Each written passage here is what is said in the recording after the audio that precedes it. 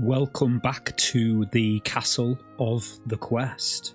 It's currently, at time of recording, the 25th of February 2024, and today we begin preparations for the next adventure. So I'm going to try something a little bit different here. The party want to travel southwest and then west from the last redoubt, which is of course their home base, and to the southwest and west is a plain hex between the last redoubt and Greenford. The party want to travel to this hex and begin to build a castle on the hex. This gives them a unique opportunity to offload some of their wealth, which is currently weighing them down. Now, they're not travelling far, this is only a few miles, but you can never be too careful in the wilderness, and as they do have an extensive amount of wealth at the moment, first they will recruit some mercenaries to improve the strength of their force. You might be wondering, isn't it just high-level characters that are able to construct castles and strongholds? And the answer is no. If you look at the Underworld and Wilderness Adventures booklet, it actually says at any time a player/character wishes, he may select a portion of land or a city lot upon which to build his castle, tower, or whatever. So a castle can be constructed at any time, but it cannot be used by a low-level character to form a barony in order to take control of the countryside and receive taxes and so on. But by opting to build a castle now, it means the party have a direction in which to invest their wealth, and it also means that once they have this established castle, they will no longer have to pay the support and upkeep on a monthly basis, because they won't be living in a town but will be living at their own premises. So before I get into the actual recruitment campaign to hire some mercenaries, the party took some time to purchase a few basic items. They replaced iron rations, so each character in the current party of 9 has a week of iron rations, and this set them back just 135 gold pieces. They also purchased a quart of wine each to refill their wineskins, which cost them 9 gold pieces. They bought 12 more torches, which cost a total of 12 gold pieces, and 9 saddles for their horses at 225 gold pieces, bringing them down to a grand total of 1,566 platinum pieces, 2 electrum pieces, and 1 gold piece.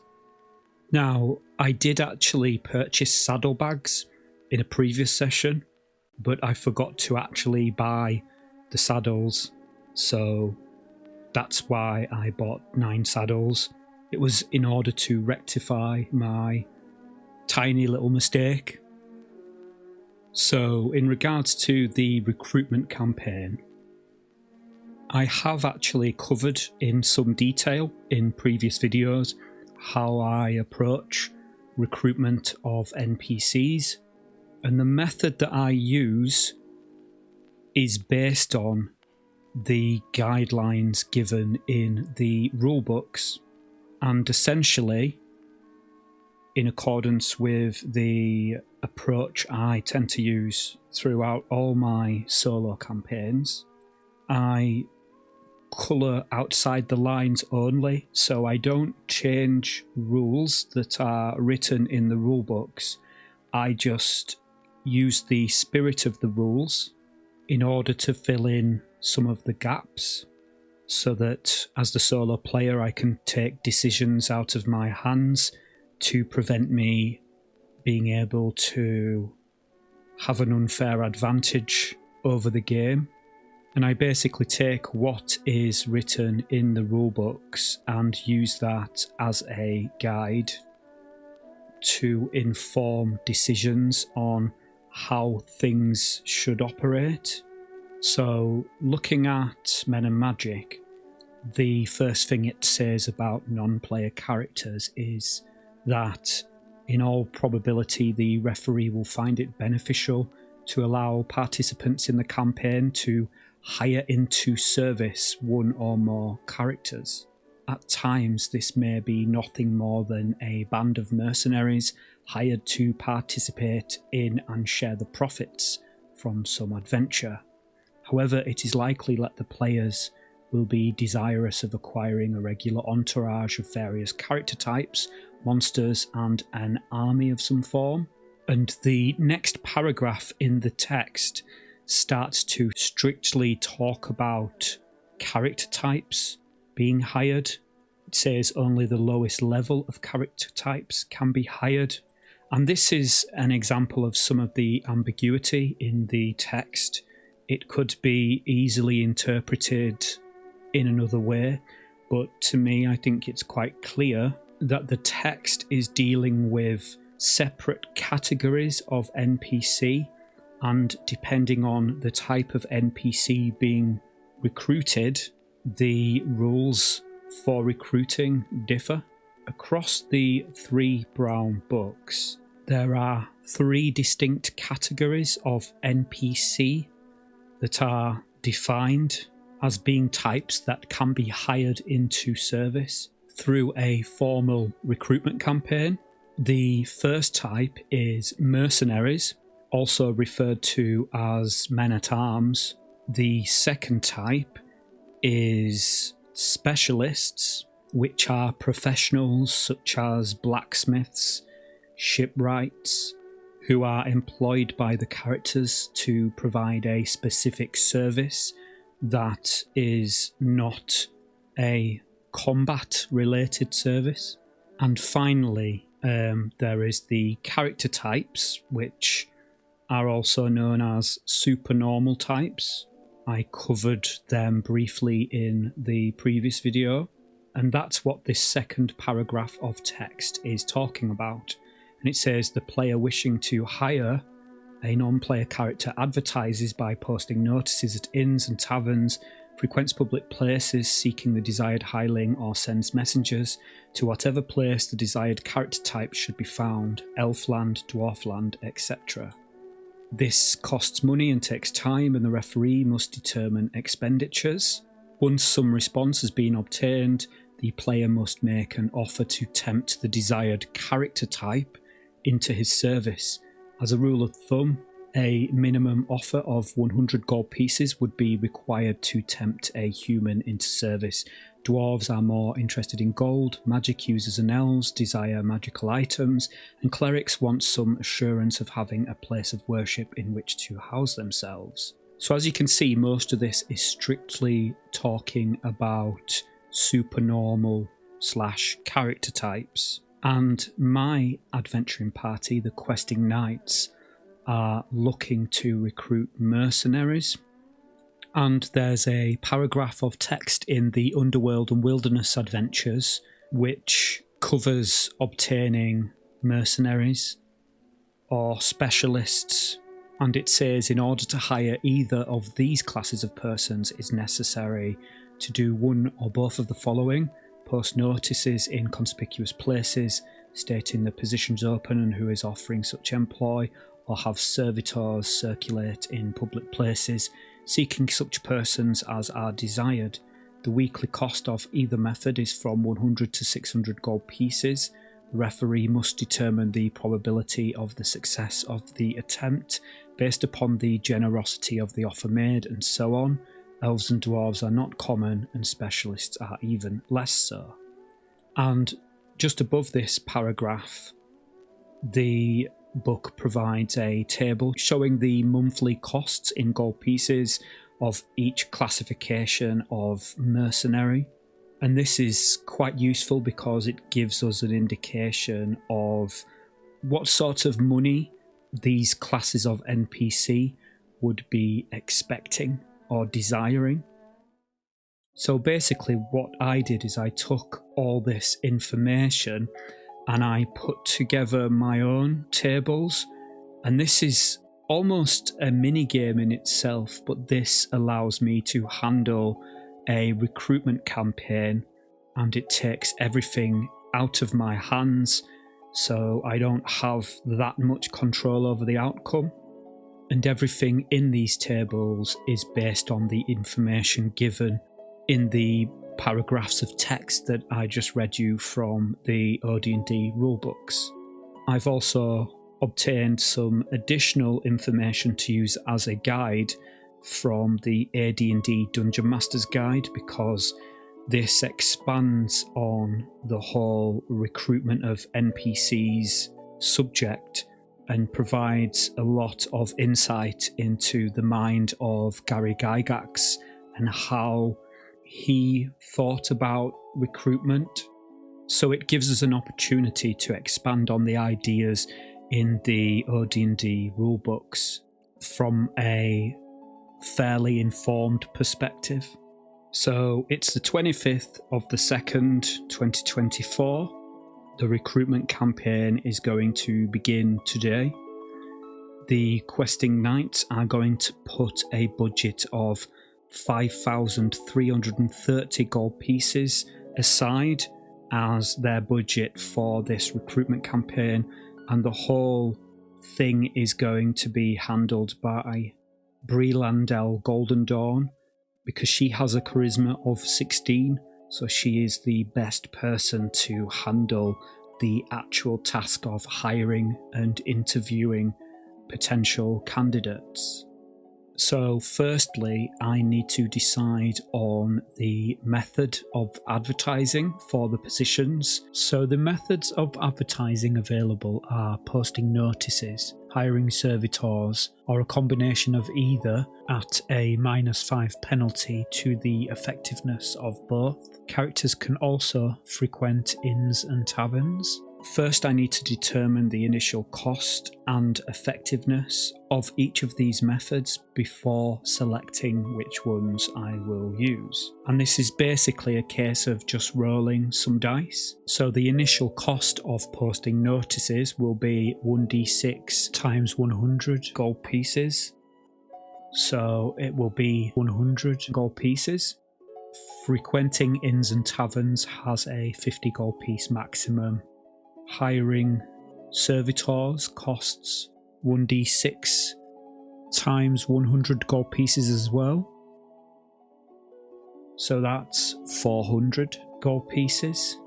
So I'm going to look at the basic effectiveness of some of these methods now. So the effectiveness of posting notices is 1d4 times 10%. So that's 30% effectiveness. Frequenting inns and taverns is 1d4% per 10 gold pieces spent. Hiring servitors is 1d4 plus 1 times 10%. So that's 50% effective. So at the moment, posting notices is 30% effective, but costs 100 gold pieces. So it's definitely better value for money. So if I was to invest 400 gold pieces into this method, then I can achieve a 100% effectiveness. So at this point, I can be sure that my recruitment campaign will be good enough quality to reach the maximum amount of potential candidates. So next, I want to look at the type of mercenaries that I want to employ. I think it will be good to have a mixture of archers and armoured foot. So let's say I want 10 of each. each type of NPC has an associated base chance of sending in an application, and that base chance has a maximum value of 55%. So looking at the archers, they begin with a 35% to apply, plus 10% per 5 gold piece offered. So if I offer 10 gold pieces per candidate, I can create the maximum chance of receiving an application. So this will cost me 100 gold pieces altogether. And this is essentially a down payment, money up front, to entice these mercenaries to sign up for employ. So looking at Armoured Foot, they start off with a base chance of 35%, and I can increase this 10% per additional 4 gold pieces offered. So to reach 55%, which is the maximum increase, I will need to offer 8 gold pieces per Armoured Foot. So that's 80 gold pieces altogether. So next I need to move on to the number of NPCs who are actually available. And this is very much dictated by the racial distribution of the area. I currently do not know what the racial distribution of the last redoubt is, so I have a couple of tables to help me figure this out. And again, these are tables that I've created myself. So I'm going to roll a percentile on the first table, and this will help me determine how the racial distribution among the various races is segmented. So I rolled 40, which means that I need to roll for each 10% on table 2. So I basically roll 10 times on table 2 to find out how the races are distributed. So the first roll is a 25. 25 is human, so at least 10% of the population of the last redoubt will be human. Second roll, 87 is elf, so at least 10% is elf. Third roll, 94 is halfling, so at least 10% halfling. Roll number 4. 6 is human, so I'm now up to 20% human. Roll number 5. 92, which means that elves are now up to 20%. 66 is dwarf, so we know that dwarves are at least 10% of the population. Roll number 7 now.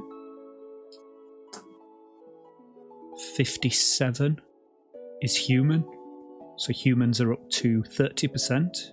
Roll number 8. 72 is dwarf. Dwarves are now up to 20%. Roll number 9.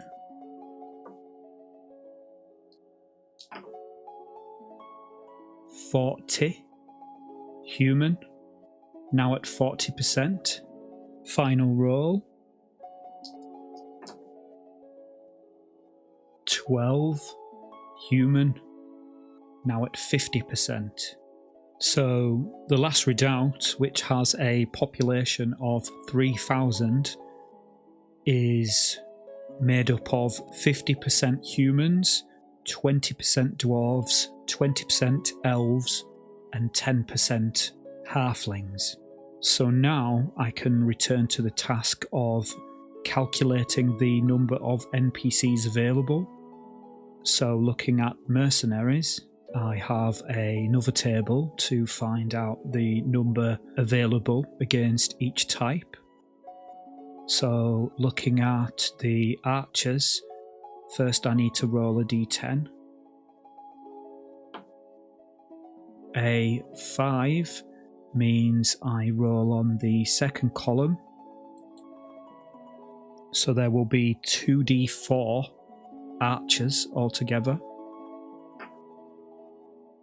So there are 5 archers available, and the campaign is aimed at human mercenaries. So I need to divide this number by 50%, rounding down. So there are only 2 archers available. In hindsight, I should have also advertised for elven archers to bump up those numbers. So regarding the armoured foot, I will roll a d10. A 4 means I roll on the first column, which means there will be 1d6 armoured foot available in the last redoubt. Lucky roll of 6. So looking at the length of service required, it's just 1 month. So there'll be no penalty to the chance of receiving an application. So to maximise my chances of receiving some mercenaries, I'm going to offer them shares of treasure. So as I said before, I'm offering 10 gold pieces each for the archers and 8 for armoured foot, and that gives me an initial bonus to their chance of applying at 55%. So if I was to try and get this up to 100% to ensure I have the best possible chance, I would need to offer each of them a 45% share of treasure, which obviously does not leave much room for me. But I can also introduce ad hoc bonuses by offering extra benefits at 5% each. So to start with, I'll offer them 25% of a treasure share each, which is incredibly generous. So that's 80% altogether. And I'm going to offer them double pay as well. So that will increase the offer by 15%, as the offer is something directly applicable to the type of candidate. So this means their chance to apply is 95%. So the next thing I need to do is to determine the overall success of the campaign. So firstly, the number of candidates reached, which is equal to the effectiveness multiplied by the number of available candidates rounded up. So with a campaign that is 100% effective, I have had no trouble reaching all 8 candidates. So to figure out how many applications I received, I take the percent chance to apply, which was 95%, and multiply that by 8. So 0.95 times 8, the answer is 7.6 rounded down. So I received 7 applications out of a possible 8. And to find out which types of NPCs applied, I just roll the dice. So a 1 to 3 is archers, a 4 to 6 is armoured foot. So candidate number 1, archer. Number 2, armoured foot. Number 3, archer. Number 4, armoured foot. Number 5, armoured foot. Number 6, armoured foot. Number 7, armoured foot. So 2 archers and 5 armoured foot apply for the positions. And then we basically go to the reaction rolls to see how they respond to formal offers. So I'm going to handle these one applicant at a time. I'm going to basically make the necessary reaction rolls on 2d6. So archer number 1 scores a 7, which is uncertain, so I will have to roll again. And in order to roll again, I will need to increase the offer. I will offer triple wages. Let's see how this works out. The roll also has a +1 for Brie Landel's charisma score, which is quite high. So 8. 8 is uncertain again, so going to have to say 4 times wages. Let's see how this works out. 2d6 plus 1. 5. So archer number 1 rejects the offer of employment. So moving on to archer number 2. 10. So archer number 2 accepts employment. Armoured foot 1. 2d6 plus 1. 9. So armoured foot 1 accepts the offer. Armoured foot 2. 8. So another uncertain reaction. So let's go for double wages. No, they reject the offer.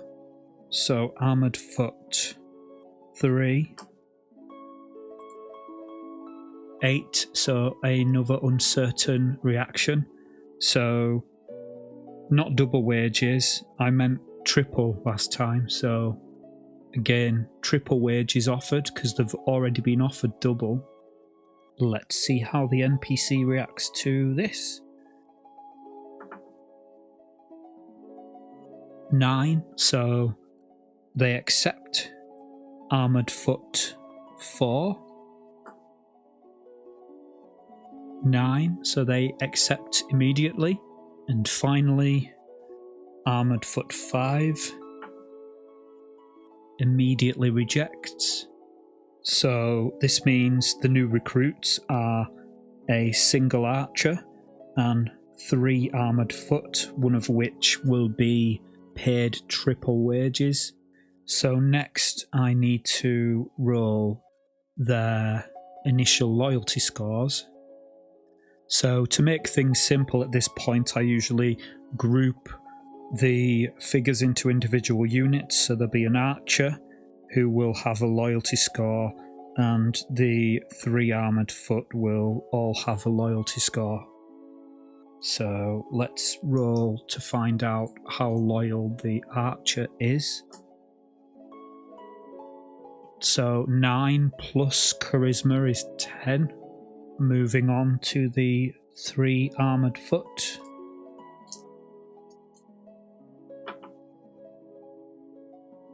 Nine as well. So 9 and 10 are average. So there is no bonus or penalty to the morale dice for these NPCs. So the recruitment campaign is massively below the budget.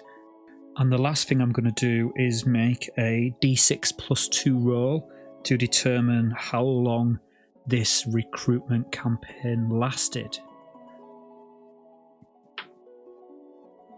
So it lasted a week altogether, and this will bring the current campaign date forward to the 3rd of March 2024.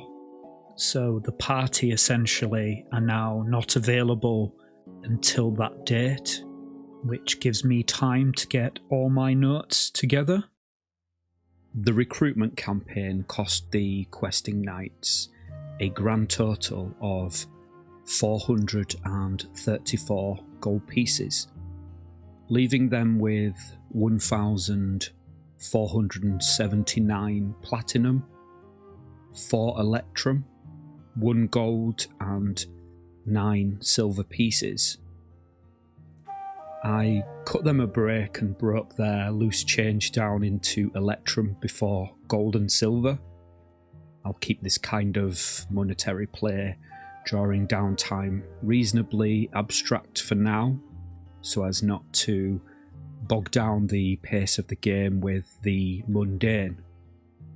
But perhaps I will revisit this later for a more realistic economy. But for now, I'm not too concerned.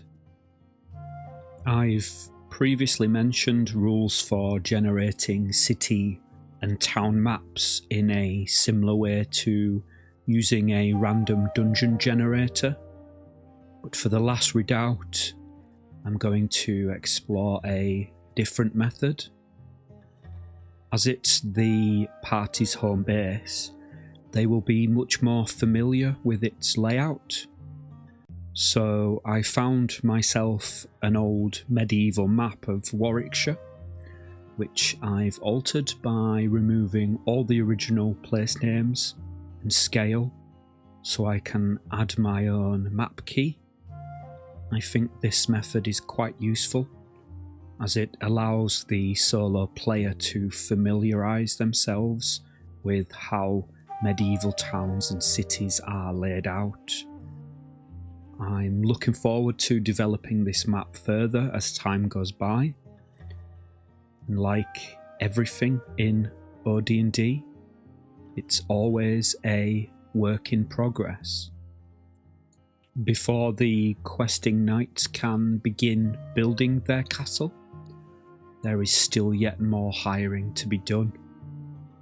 Underworld and Wilderness Adventures explains that it's mandatory to hire an engineer to build any major stronghold. The engineer will cost 750 gold pieces per month. The book gives no indication whatsoever of how long it takes to build any structure, but the AD&D Dungeon Master's Guide helps. It says on page 106, fortress-like stone constructions take about 1 week per 10-foot cubic section. And it also says that normal stone buildings, as shown on the cost list, require 4 months to construct, including interior work. I would say a keep is definitely a fortification, so it will take a week per 10-foot cubic section. Unfortunately, though, there is no engineer available in the last redoubt, nor is there one in Greenford, which is the only other town discovered so far. This leaves the adventurers with one option. If they want to find an engineer, they must explore the countryside further in hopes of discovering another town or city where an engineer might reside. But the problem is, what do they do with their coins? It would be dangerous to take them along, and they would be an unnecessary weight to carry.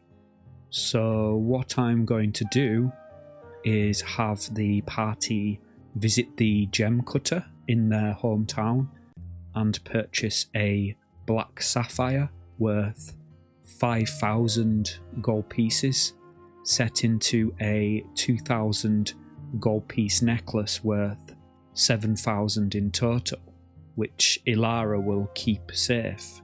The party's carried coin is now down to 79 platinum pieces, 4 electrum pieces, 2 gold pieces and 8 silver pieces. This totals 93 encumbrance, plus 1 for the gemstone, and I think it's fair to say the encumbrance for the necklace is negligible. So 94 encumbrance altogether is quite manageable. The party are almost ready to begin another wilderness adventure, but I've just remembered that the party have 3 spare heavy war horses, so if they purchase a further horse, then all their hired mercenaries will have 1 each, and this will help the party travel much faster through the wilderness. So after visiting the gem cutter on the 3rd of March, they will also buy a light horse for 40 gold pieces, 4 quarts of wine, and 4 weeks of iron rations to keep the hired mercenaries fed and watered as best they can. And so they will begin their wilderness adventure on the 4th of March. So the party begin their wilderness adventure, leaving the last redoubt at daybreak on the 4th of March, and they are going to move southeast into the forest, which is known as Evil Shore. So their current hex is clear, so they will become lost on a roll of a 1 in 6.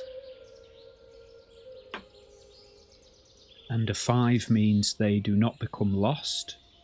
They move into the forest to the southeast.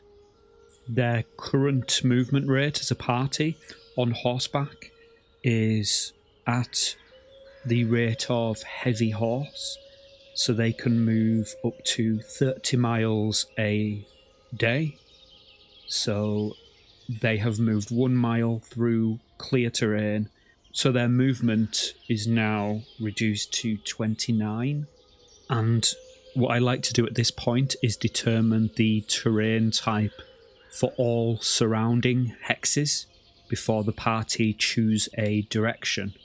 And as I've explained before, my random terrain generator is based on the one that Gary Gygax provided in the AD&D DMG appendices, but I've customized it so that the terrain types it handles are just the ones that are specifically mentioned in OD&D, i.e. clear, woods, swamp, mountains, or desert.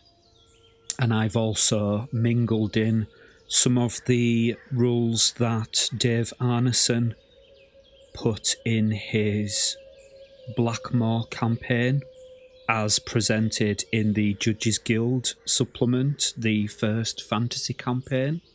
So first let's see what lies to the east.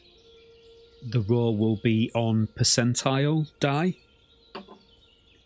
So I rolled a 4. This means we have a clearing to the east, and there is a 15% chance of a river going towards the coast. There is a river going towards the coast because I rolled a 9. So as Dave Arneson said in the first fantasy campaign, for convenience, the river runs through the centre of the hex, or thereabouts. So I'll roll a d6 for the side of entry and a d6 for the side of exit. So entry is 5, exit is 2. So the river enters from the west, meanders through the centre of the plain, and then exits to the east. And next, I need to check the hex for habitation. There is a 17% chance that the space is inhabited, and 72 means it's not inhabited. So next, let's see what's to the southeast. 71 means more woods, and 4 in 10 wood hexes will have a lake. And it does. So on a d6, 1 to 4 will have an outlet, and a 5 or 6 means that the lake is spring-fed. So the lake has an outlet.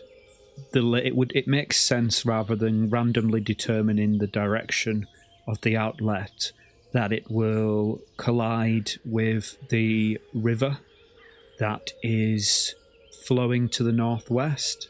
Now, is this area inhabited? A 5 means yes, it is.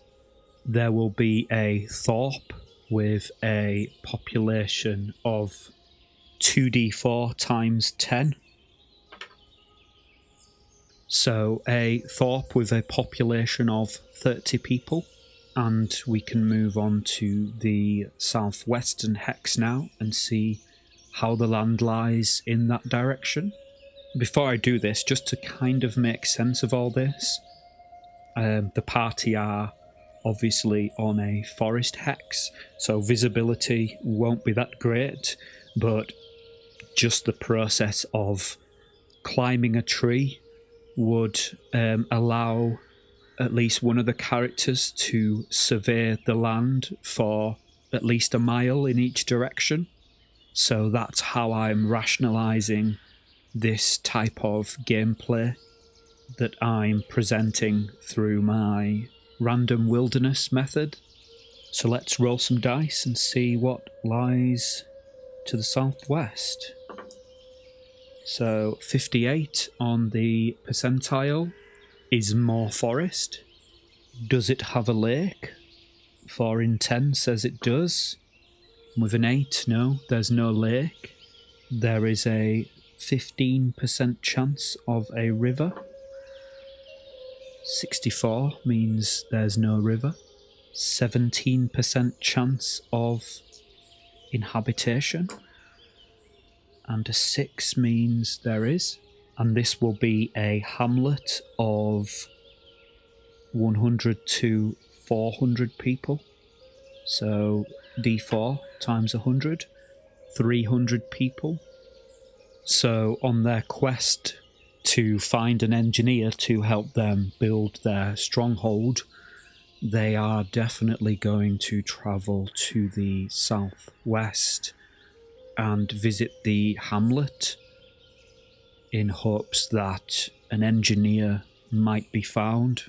But of course, with a population of just 300 people, the chances are not great. So the hamlet has a population of 300, and there is only a 1 in 100 chance that an engineer will be available. So that's just a 3% chance in total. Let's leave it down to the dice to decide. And a 12 means there is no engineer in the hamlet, so the party are going to have to continue exploring the wilderness until perhaps they find a city or a town. So the party are going to go west, so there'll be no check for determining whether the party are lost, as this check only happens once per day, and with the encounter check that will happen at the end of the travelling day. So at the moment the party are free to choose any direction and move in that direction until they run out of movement. But before fixing the decision on the direction, first I need to determine the terrain for all surrounding areas. So first let's see what's to the southeast. So currently in woods, so roll in percentile. A 3. So to the southeast the woodland ends and gives way to grasslands. There is a 15% chance of a river. And a 9 means there is a river. So the river will enter from the northwest and exit from the east. Is there a dwelling, an inhabitation of some description in the southeastern hex? 31 means there is not. So next, let's work out what is to the southwest of the current hex. 74 means more woodland in that direction, and there is a 4 in 10 chance of a lake. 2 means there is a lake, and a roll of a d6 says that this lake is spring-fed. Now let's check for inhabitation. No inhabitation in this hex. Next, let's see what is to the west. 58. More woodland. So there is a 4 in 10 chance of a lake. There is a lake. And the lake is one that has an outlet. And the stream will exit the lake in a random direction. So 2 is northeast. It makes sense actually that the lake will join up with the river to the east. Is there an inhabitation here? 46 says no, there is not an inhabitation here. So the party move to the west. Let's see what their scouts see from this direction. So to the west, they see a 5 is clear terrain. There is a 15% chance of a river. No river. And a 17% chance of inhabitation. 62 means no inhabitants. But what do they see to the southwest? Let's roll the dice and find out. 43. More woodlands. 4 in 10 chance of a lake. There is a lake that has an outlet, so it makes sense that this lake is fed by the lake on the hex to the northeast. So essentially we have a river that settles into a large lake where it flows through the woodlands into a smaller lake. Is the hex inhabited? 54 means no, still having no luck finding another settlement. So it makes sense now for the party to move to the west into the grassland so they can benefit from being able to move a little bit quicker. And from the grasslands to the west of them, they see that the grasslands stretch out ahead of them towards the horizon. And they see no bodies of water, just grasslands stretching away to the west. And there is no sign of life in that direction. To the southwest, they see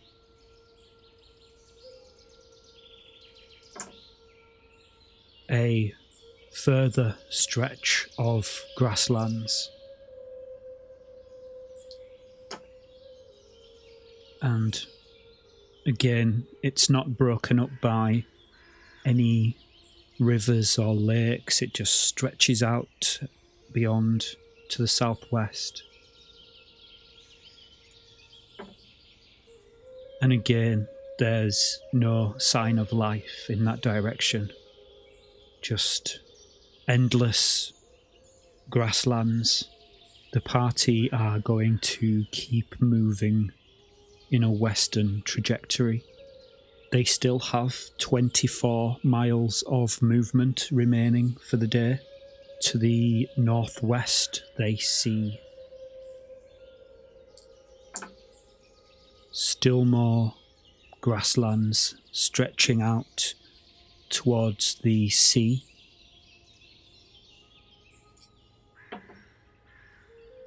And no rivers. And no inhabitation. They can see all the way to the sea at the edge of Pylea. And to the west, they see yet even more grasslands. They are basically travelling through an immense plain, and there are no bodies of water to the west.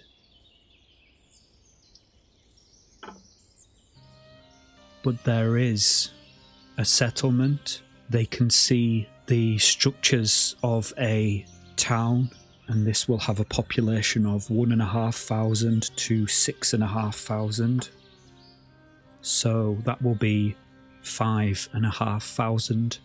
So at this point, the party are not even going to cast their gaze to the southwest. They're just going to make straight for the town in hopes of securing themselves the employ of an engineer to help them build their stronghold. So an engineer has an 8% chance per population block of 500 to be available in a inhabitation. So in a population of 5,500, there are 11 population blocks of 500 people. So we take the chance in 500 for an engineer, which is 8, and we multiply that by 11, which gives us an 88% chance of a engineer being available in this town, which is pretty decent odds, really. So let's roll on the percentile dice and see what comes up. So a 5 means there is definitely an engineer, which is really great news. So, regarding the town that the party have journeyed to in order to find an engineer, in which they did, the party are going to try and make a formal offer to this engineer. And in order to gauge whether this is going to be successful, we need to determine a few characteristics about the engineer in question and the town itself. Firstly, it would be helpful to know what the race of the engineer is. And the way we're going to determine that is by first working out what the racial distribution is of the town itself. And as I explained earlier in this current session, I have 2 tables to help me do that. So I'm going to roll a percentile on the first table to begin with, and this will indicate how the races are segmented across the inhabitation. So I rolled a 23, which means I need to roll for each 10% on table 2. So rolling on table 2 now for 10% at a time. First roll is a 74, which is dwarf. 10% of the population is dwarf currently. We go to the second roll, which is a 41, so 10% human. And I'll get through these rolls as quickly as I can, but I will roll them on record just so you can see the outcomes in real time. 98 is halfling. Next roll.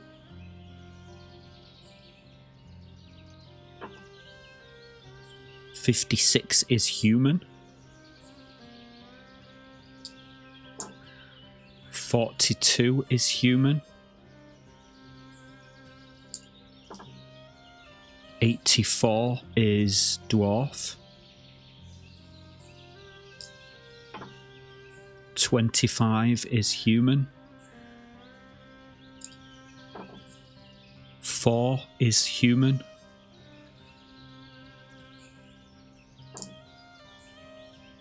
55 is human. Final roll. Looks like we're not going to get any elves in this particular settlement. 82 is dwarf. So the town has a population which is 60% human, 30% dwarf, and 10% halfling. So I can basically make a percentile roll now to find out what the race of the engineer is. So anything from a 1 to 60 will mean the engineer is human. 61 to 90 is dwarf. And 91 to 100 is halfling. So let's make the roll and find out what race the engineer is. 82 means we have a dwarven engineer. So what I'm going to do now is to roll the reaction of the engineer to determine their response to the offer that's been made for employment. And the reason why it was important to determine the race of this NPC is because I've brought in a racial preferences table, and this is based on one that was produced in the AD&D Player's Handbook. But this version of the table only includes the civilized races as they appear in the 3 brown books. And in the Player's Handbook, each race will have a letter against the other races. So a P would mean that race is preferred, a T would mean it was tolerated, a G would mean that they are good-natured towards that race, and so on. And I've taken these letters and I've changed them so they are modifiers to the reaction roll, and they range from a +3 to a -2. And the reason I'm introducing these extra modifiers is just to kind of solidify solo play in this regard, because essentially as a solo player, having robust systems in place prevents cheating or having to sort of make a ruling on the spot that is fair and balanced. It basically takes that challenge away, so you can just focus on rolling the dice, adding the relevant modifiers, and seeing what the outcome is. So as well as racial preferences, we also have bonuses and penalties that are directly tied to the character who is handling the negotiations' charisma score. And again, I've standardized the bonuses and penalties. So even based on these two things at the moment, I can make a informed decision as to who I want to handle the negotiation. So for example, Bree Landell, my elf, has a charisma score of 16, so she will get a +2 to the reaction roll. However, dwarves and elves have a poor race relation, so what she gains with her charisma, she essentially loses, because dwarves and elves are not the best of friends. Hilda Stoneheft, however, the party's dwarven fighter, has a charisma of 13, So she gets a +1 to the reaction roll, and there will also be a +3 because she's a dwarf and the engineer is a dwarf as well. So that's a +5 altogether. So if I was brave, because I have the upper hand as far as the reaction roll goes, having a +5, I could possibly offer, reduced monthly wages to try and strike a better deal. And as it stands with a +5, there is no chance that the NPC will reject the offer, but there is a chance that they will be uncertain about the offer. And if I was to further reduce the bonus by reducing wages that are offered initially, then I am obviously then risking the possibility of receiving a rejection. So let's see how the Dwarven Engineer will react to an offer of employ at the going rate per month. So 2d6 +5. So a 14 means not only does this engineer accept, they're impressed with Hilda, so we'll begin with a loyalty of +3. So I'm not 100% sure exactly how and when the engineer's morale might come into question, but I'm going to roll their loyalty score to find out what kind of morale rating this engineer has. So I'm going to make a roll on 3d6 and add the +2 modifier. So that's a 12 altogether, which means they have an average loyalty score with average morale dice.